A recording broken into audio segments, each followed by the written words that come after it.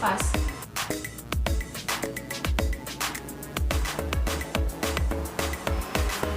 Masa nifas adalah masa dimulai beberapa jam sesudah lahirnya plasenta sampai 6 minggu setelah melahirkan. Masa nifas dimulai setelah kelahiran plasenta dan berakhir ketika alat-alat kandungan kembali seperti keadaan sebelum hamil. Masa nifas merupakan masa selama persalinan dan segera setelah kelahiran yang meliputi minggu-minggu berikutnya, pada waktu saluran reproduksi kembali ke keadaan tidak hamil yang normal. Kebutuhan gizi masa nifas. Kebutuhan gizi pada masa nifas dan menyusui meningkat 25%, yaitu untuk produksi ASI dan memenuhi kebutuhan cairan yang meningkat 3 kali dari biasanya. Penambahan kalori pada ibu menyusui sebanyak 500 kilokalori tiap hari. Makanan yang dikonsumsi ibu berguna untuk melakukan aktivitas dan juga metabolisme, cadangan dalam tubuh, proses produksi ASI, serta sebagai ASI itu sendiri yang akan dikonsumsi bayi untuk pertumbuhan dan perkembangannya. Makanan yang dikonsumsi juga perlu memenuhi syarat, seperti susunannya harus seimbang, porsinya cukup dan teratur, tidak terlalu asin, pedas, ataupun berlemak, tidak mengandung alkohol, nikotin, serta bahan pengawet dan pewarna lainnya. Minum makanan yang seimbang mengandung unsur-unsur seperti sumber tenaga, pembangun, pengatur, serta pelindung bagi tubuh.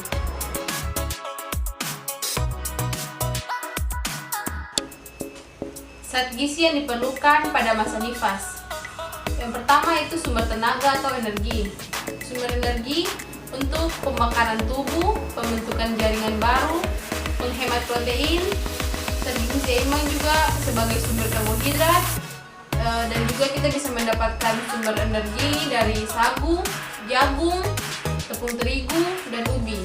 Sedangkan lemak diperoleh dari hewani, yaitu lemak, mentega, keju, dan nabati, yaitu dari kelapa, minyak sayur, minyak kelapa, dan juga margarin. Yang berikut yaitu sumber pembangun, yaitu protein. Protein diperoleh untuk pertumbuhan dan penggantian sel-sel yang rusak atau mati. Sumber protein didapat atau diperoleh dari sumber protein hewani, yaitu didapat dari ikan, udang, kerang, kepiting, daging ayam, hati, telur, susu, dan juga keju. Dan bisa didapat juga dari protein nabati, yaitu kacang tanah, kacang merah, kacang hijau, kedelai, tahu, dan juga tempe. Vitamin B3. Vitamin B3 dibutuhkan dalam proses pencernaan, kesehatan kulit, jaringan saraf, dan juga pertumbuhan. Kita bisa mendapatkan vitamin B3 dari susu, kuning telur, daging, hati, daging ayam, kacang-kacangan, beras merah, jamur, dan juga tomat. Vitamin B6. Vitamin B6 ini dibutuhkan untuk pembentukan sel darah merah serta kesehatan gigi dan gusi.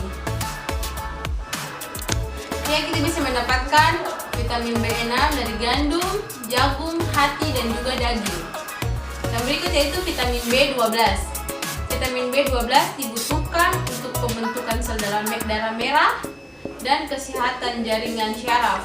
Sumbernya itu kita bisa mendapatkan vitamin B12 dari telur, daging, hati, keju, ikan laut, dan kerang laut. Folic acid, yaitu untuk pertumbuhan dan pembentukan sel darah merah dan produksi inti sel, yaitu kita bisa mendapatkan folic acid dari hati, daging, ikan, jeroan, dan juga sayur hijau. Yang berikut yaitu vitamin C. Vitamin C dibutuhkan untuk pembentukan jaringan ikat dan bahan semu jaringan ikat, yaitu untuk penyembuhan luka, pertumbuhan tulang gigi dan gusi, daya tahan terhadap infeksi, serta memberikan kekuatan pada pembuluh darah. Kita bisa mendapatkan vitamin C dari jeruk, tomat, melon, brokoli, jambu biji, mangga, pepaya, dan juga serta sayur-sayuran. Berikut yaitu vitamin D. Vitamin D dibutuhkan untuk pertumbuhan, pembentukan tulang dan gigi, serta penyerapan kalsium dan fosfor. Kita bisa mendapatkan vitamin D dari minyak ikan, susu, margarin, dan juga penyinaran kulit dengan sinar matahari sebelum jam 9 pagi. Yang berikut adalah vitamin K. Vitamin K dibutuhkan untuk mencegah perdarahan agar proses pembekuan darah berjalan normal. Kita bisa mendapatkan vitamin K dari kuning telur, hati, brokoli, asparagus, dan juga bayam. Ya, sekian dan terima kasih dari saya. Mungkin itu adalah menu kebutuhan gizi ibu selama masa nifas. Semoga membantu.